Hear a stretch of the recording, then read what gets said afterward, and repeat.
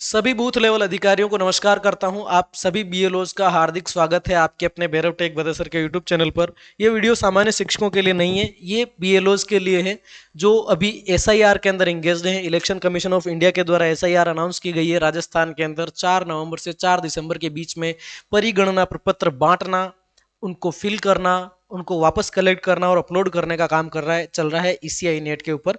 तो उसमें कुछ शिक्षक साथियों को परिगणना प्रपत्र यानी कि इन्यूमरेशन फॉर्म भरने में दिक्कत आ रही है, उस पर बात करने वाले हैं कि इन्यूमरेशन फॉर्म को किस तरीके से भरना है। चैनल पर नए हैं तो सब्सक्राइब कर दीजिए, वीडियो को लाइक और शेयर कर देना अपने साथियों के साथ में। शुरू करते हैं कैसे भरना है ना। ज्यादा चांसेस ये है कि यह जो आपको फॉर्म है वो हिंदी में मिलेगा, परिगणना प्रपत्र। ठीक है, अब आपको हिंदी में मिला है, इंग्लिश में मिला है, कैसे मिला है मैं इसको दिखा देता हूं किस तरीके से आपको भरना है। ये ऊपर वाला फर्स्ट वाला जो पार्ट है वो प्री प्रिंटेड आएगा, पूरा पूरा पार्ट प्री प्रिंटेड आएगा। बस आपको इसमें एक स्पेस देखने को मिलेगा, ये वाला। इस स्पेस में आपको लेटेस्ट फोटो चिपकाना है कैंडिडेट का। ठीक है, लेटेस्ट फोटो आने वाली एसआईआर तक यही फोटो चलेगा। ठीक है ये फोटो आपको यहाँ पे चिपकाना है। अब यहाँ पर क्या आएगा, इलेक्टर्स की डिटेल पहले से भरी हुई आएगी। यहाँ पर उसका सीरियल नंबर, पार्ट नंबर, विधानसभा का नाम, क्यूआर कोड और पुराना फोटो यहाँ पे प्रिंट आएगा। इस लास्ट वाले कॉलम में आपको नया फोटो चिपकाना है। रही आपकी दूसरी बात, आगे बढ़ते हैं। अब आपका जो इन्यूमरेशन फॉर्म है कुछ इस तरीके का है, नीचे 2 कॉलम दिए हैं, ऊपर 1 कॉलम दिया हुआ है। इस ऊपर वाले कॉलम की बात करते हैं। जो परिगणना प्रपत्र आप भर रहे हैं 2025 की वोटर लिस्ट के अकॉर्डिंग आपको ऊपर वाला ये हिस्सा आपको भर देना है। फिर से दिखा देता हूं, ये जो आपका इन्यूमरेशन फॉर्म है इसमें से ये वाला जो हिस्सा है इसको आपको 2025 की वोटर लिस्ट के अकॉर्डिंग भरना है। कैसे भरना है उस कैंडिडेट की डेट ऑफ बर्थ यहाँ पर आपको DDMMYY फॉर्मेट में डाल देनी है। यहाँ पर डेट ऑफ बर्थ 2 अंकों में डालनी है, यहाँ पर मंथ डालना है और यहाँ पर आपको ईयर डाल देना है। ठीक है सर, ये डेट ऑफ बर्थ डाल देंगे। डेट ऑफ बर्थ डालने के लिए क्या करोगे, या तो आधार कार्ड में से जो डेट ऑफ बर्थ है वो डाल दो, या आप अपना जो वोटर कार्ड है उसके अंदर डाल दो। हो सकता है वोटर कार्ड के अंदर केवल जन्म वर्ष लिखा हुआ हो, 1976 लिख रखा है। अब डेट ऑफ बर्थ क्या डालें, ऐसी कंडीशन में आप 1/1/1976 डाल दें। ठीक है, बाकी आधार कार्ड में clear cut date of birth लिखी हुई है, डाल दी। अब अगर आधार कार्ड कैंडिडेट के पास उपलब्ध है, जो कि 99% चांस है कि उपलब्ध रहेगा, तो उस आधार कार्ड के नंबर आपको यहाँ पे भर देने। ठीक है सर, ये भर दिया। दूसरा, उस कैंडिडेट के चालू मोबाइल नंबर भर देने जो करंट में कंडीशन में चालू है व्यवस्थित। ठीक है, उसके बाद में पिताजी का नाम। कोई शिक्षक साथी पूछ सकता है हिंदी में भरना है कि इंग्लिश में भरना है, हिंदी में ही भर दो, कोई दिक्कत वाली बात नहीं, और इंग्लिश में भरो तो कोई समस्या नहीं है, बस आपको यह गलती नहीं करनी है। ठीक है, और आधा हिंदी आधा इंग्लिश मत करना, या तो पूरा हिंदी में या पूरा इंग्लिश में भरना है। यहाँ पर आपने उसके फादर का नाम भर दिया। ठीक है, फादर का नाम कैसे भरना है, अब किसी के पिता का नाम मोड़ीलाल है, ठीक है, और जबकि वोटर लिस्ट में मोड़िया कर रखा है तो आपको मोड़िया भरना है। वोटर लिस्ट में जो नाम है ना उसके अकॉर्डिंग आपको यहाँ पे नाम भर देना है। 2025 की वोटर लिस्ट में जो पिता का नाम है वो नाम यहाँ भर दो, और अगर उसके पिताजी के इपिक नंबर अवेलेबल है तो यहाँ पर इपिक नंबर भर देना है। अगर इपिक नंबर अवेलेबल नहीं होने की कंडीशन में आपको डेस कर देना है। उसके बाद देखिए, उसकी मम्मी का नाम, जो इलेक्टर है उसकी मम्मी का नाम भरना है 2025 की वोटर लिस्ट के अकॉर्डिंग, और मम्मी के अगर इपिक नंबर अवेलेबल है तो यहाँ भर दीजिए, नहीं तो आप डेस कर दीजिए। ठीक है सर, उसके बाद देखिए स्पाउस नेम।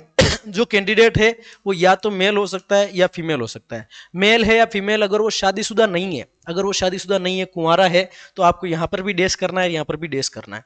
पर अगर कैंडिडेट शादीशुदा है, अगर वो मेल है और शादीशुदा है, तो आपको यहाँ पर उसकी पत्नी का नाम भरना है। आदमी का ये भर रहे हो परिगणना प्रपत्र, यहाँ पर उसकी पत्नी का नाम आपको भर देना है, उसकी वाइफ का नाम यहाँ पर भर देना है, और अगर वाइफ के एपिक नंबर अवेलेबल हैं तो यहाँ पर आपको भर देने हैं, नहीं तो डेस कर देना है।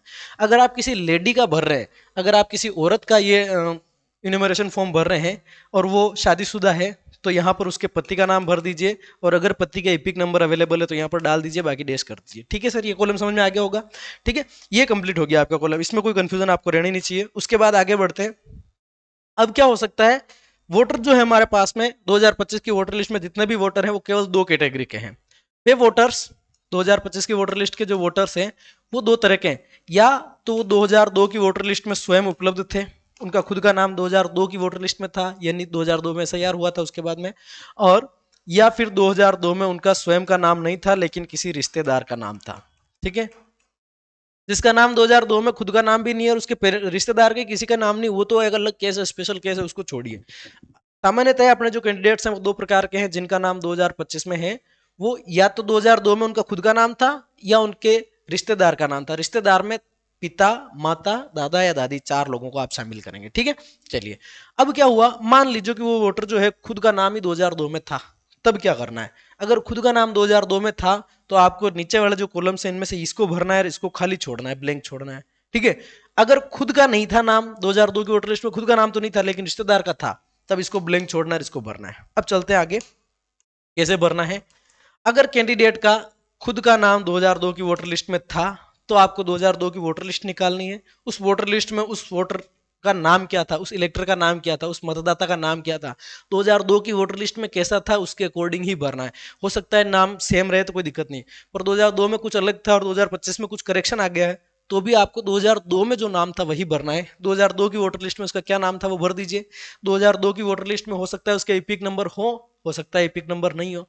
इपिक नंबर नहीं है तो आपको डेस करना है, ये नहीं कि 2025 वाला डाल दो, डेस कर देना है। अगर इपिक नंबर है तो आपको यहाँ पर इपिक नंबर भर देने हैं। ठीक, चलो 2 कॉलम हो गए। तीसरा, उस 2002 की वोटर लिस्ट में जब उसका नाम था तो उसके किसी न किसी रिलेटिव का भी नाम होगा, वहां पर पिता का नाम होगा, है ना, तो पिता का नाम भर देना है। माता का नाम होगा, माता का नाम भर, जनरली आपको किसका नाम मिल जाएगा, पिता का नाम मिल जाएगा। ठीक है, चलिए, तो आपको यहाँ पर उनके पिताजी का नाम लिख देना है, फादर्स का नेम लिख देना है, पिताजी का नाम लिख देना है और यहाँ पर रिश्ता लिख देना है पिताजी।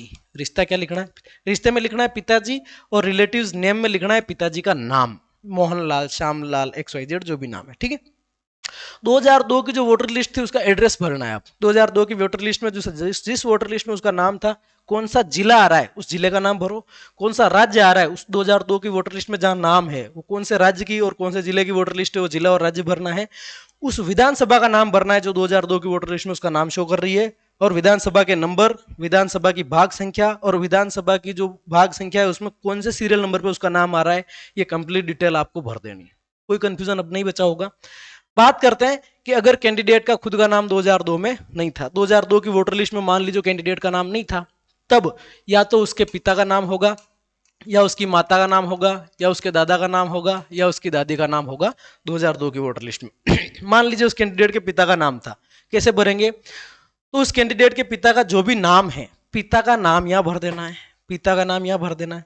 ठीक है, और उस पिता का जो नाम था, तो पिता का नाम 2002 की वोटर लिस्ट में था, हमने यहाँ भर दिया, तो उसके वो जो आदमी है जिसका नाम हमने यहाँ भरा है उसके इपिक नंबर भी अवेलेबल होंगे 2002 वाली में, अगर हैं तो भर दो।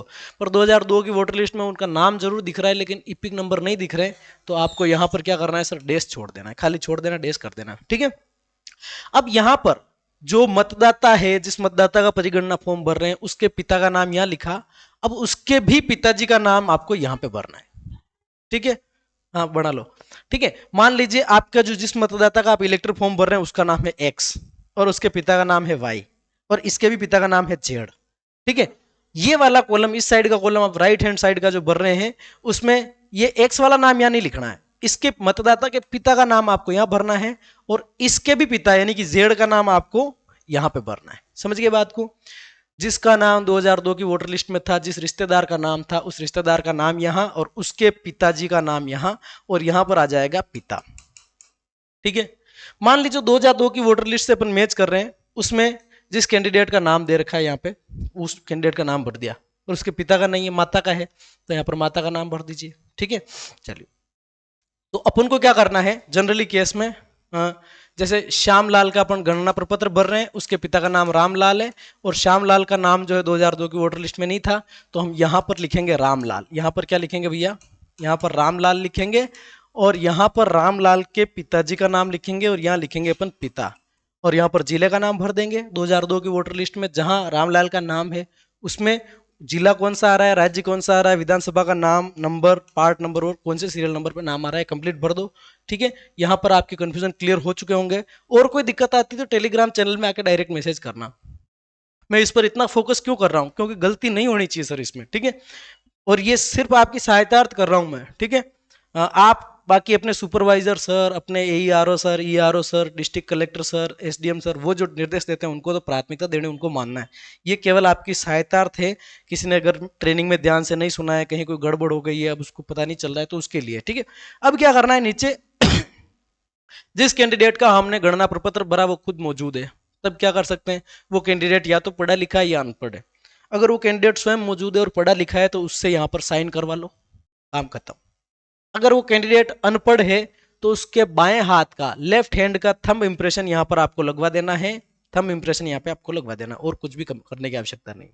दूसरी कंडीशन हो सकती है, सर जिसका परिगणना प्रपत्र भरा वो तो वहां पे जयपुर में पढ़ाई कर रहा है, यहाँ ही मौजूद ही नहीं है, है ना, या कहीं बाहर है किसी भी कारण से, तो हम फिर क्या करेंगे, रिश्तेदार के यहाँ पे साइन करवाएंगे। रिश्तेदार में कोशिश करिए पिता के करवाओ, नहीं है तो माता के कराओ, पत्नी के कराओ, पति के कराओ, किसी न किसी के कराओ, ठीक है।